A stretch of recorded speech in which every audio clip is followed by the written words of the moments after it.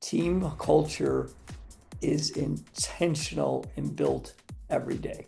This is the Limitless Leadership Lounge, where Coach and Jon learn along with you from some of the world's most decorated leaders. Recently promoted, let's sharpen the saw together. Building a great team culture. We all know as leaders that we need to do it, but how? A lot of leaders think that it's just one simple fix, or think that it's another checkbox that they have to check, another to-do that they have to do. But building team culture is something different. There are lots of myths about team culture, and today, Coach and I are going to run down the 4 greatest myths about team culture as a leader. So let's dive right into it, Coach. We got 4 myths to cover today. What is the first myth about building a great team culture? I'm going to share with, I believe, a pretty potent statement. Simple as it sounds, but team culture is not built by accident. And what I think people think is that if you don't intentionally build the team culture, and we're going to dive into that a little bit deeper with some of our other points, but it's going to fray or divide. And one suggestion I have, my last position at Greece Athene, I took over in the program, had been losing, but I did what I call a journey of walking and meeting all the former players and then getting to know the assistant coach and having one-on-one meetings with them. Because in building team culture, you have to build relationships. And building relationships don't happen by accident. So I call it a listening tour, where I actually intentionally met with all the players coming back in the high school. I met with all the assistant coaches and really started to understand who they were. And then the other key there as a leader, you've got to share what your vision, what's the mission of the program, and talk about what you want to create here. In basketball and in sports, you always talk about building a championship team, but it's got to be bigger than that. And building that great team culture, because that's where you get consistency. So I think that's hugely important. Remember that culture is built intentionally, not by accident.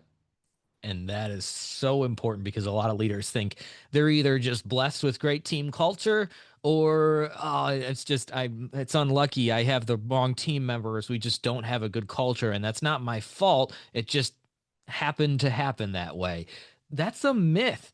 Team culture is actually something that is intentionally built using those steps, like you mentioned, Coach. That's a great way to start us off, to know that there is something you can do about it. And there's something that you need to do about it because it won't just fall into place. So that's myth number 1. Myth number 2 is this idea that if we just use team culture as another checkbox that we have to check off. Oh, shoot. Okay, I should probably buy the team lunch once a month. And that'll get my team culture going. Okay, great. Now I did it. And why isn't my team culture any better? I buy them lunch once a month. Free lunches don't improve your team culture, and neither do team building activities. We think it's a great start. It's a good thing to do, but we think if we just take a Friday afternoon and go somewhere as a team, have a retreat and get to spend time together, it's a good thing to do as a team, but it doesn't immediately build good culture. What builds good culture is the day in and day out of a workplace, of an organization, not just one free lunch once in a while, or one gathering once in a while, or office parties. That's the thing you hear all the time when people are like, oh, we have great office parties every holidays. We get together and we do a white elephant exchange.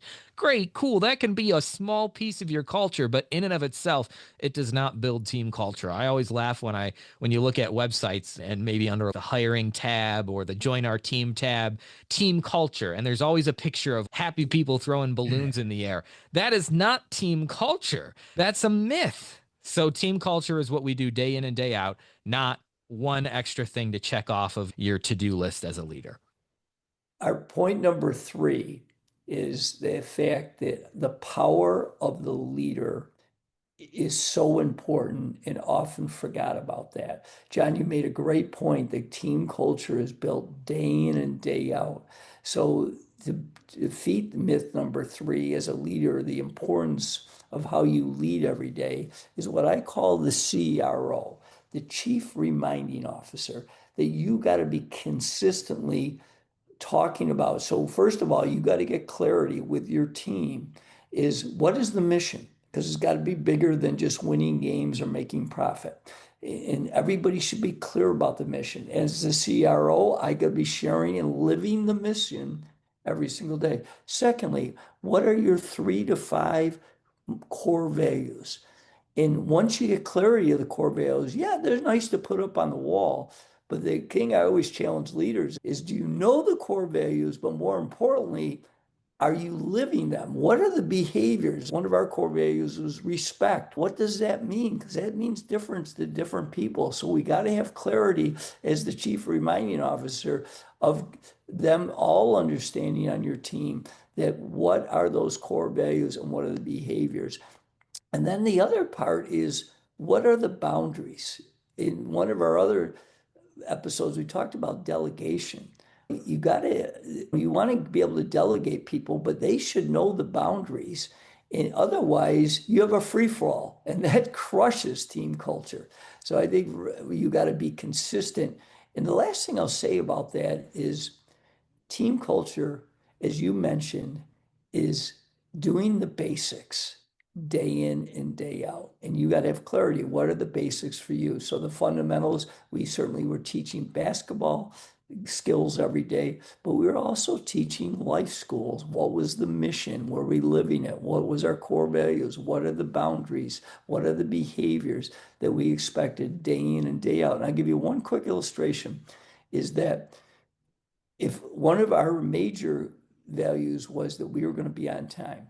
And one, first of all, you could ask my players over the years, I was never late. Now, it can happen, but if you're saying that's a huge value and then you're not living that, that hurts you. And then the second thing is making sure that they know there's a consequence when a value like that is broken. And I'll give you a quick illustration. Our best player, it was the day of the sectional semifinals. We're playing a great team, and we're really good too. And our best player comes late to morning free throws. He doesn't start. And our team wasn't real happy with me. In fact, my assistant coach said he got all kinds of calls from the team members saying, can you talk Coach out there? He goes, you're not going to change, Coach. That's a strong value, and we're going to live that. So those are the things that you got to be real clear in building that culture and understanding the behaviors and the boundaries is so essential.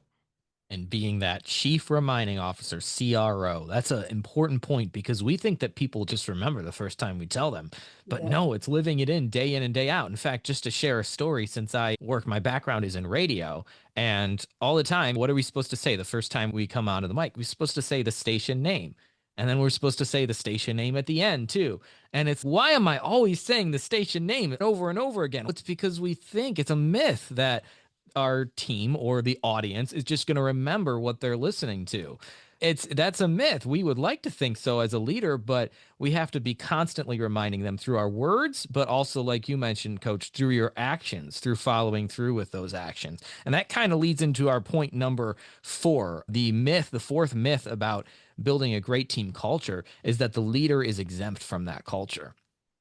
Modeling the behavior is so important. And sometimes leaders will think, oh, yeah, of course, Jon and Coach, I know I'm a leader. That doesn't mean I can do whatever I want. But this goes even deeper than just following the rules. This means that if you're building a team culture that maybe your organization doesn't work on weekends, then you shouldn't be in the office on Saturdays.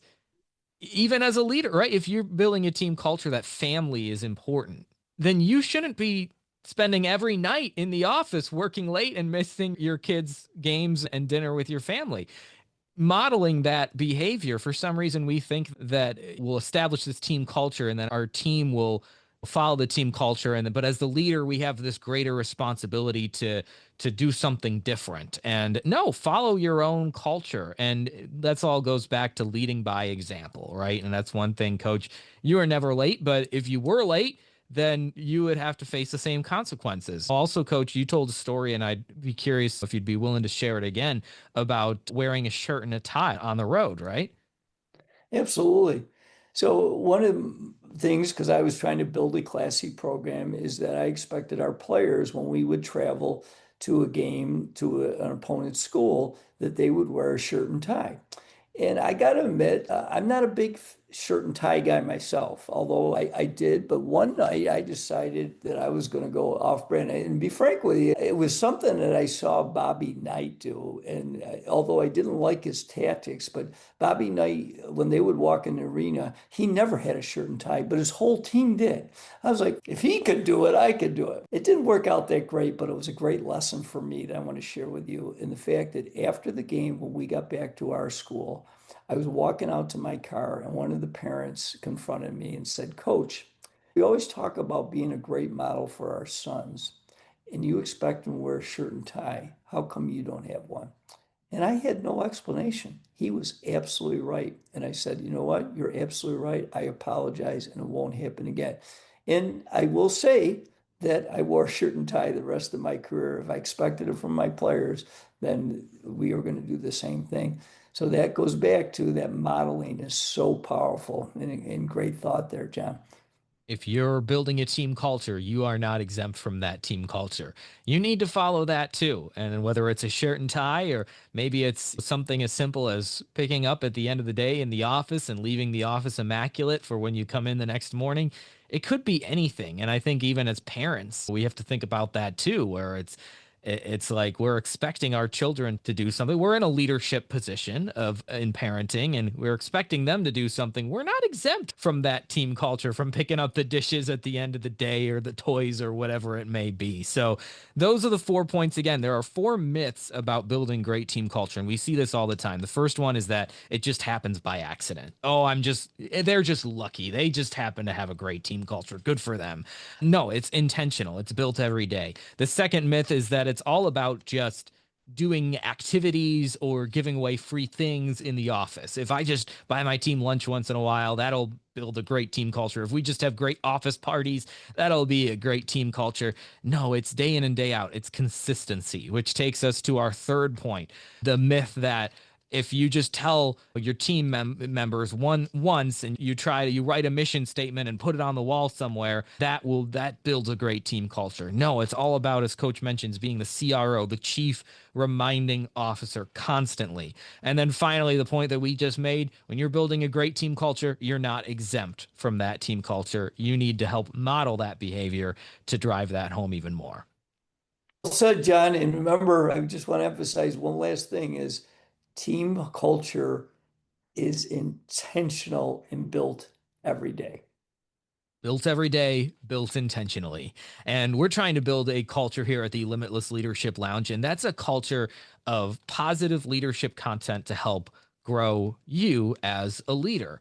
And I think we do that with all the guests that we bring on and some of the solo thoughts that Coach and I bring you. I just want to encourage you, if you're getting value from this, we would love to hear your feedback.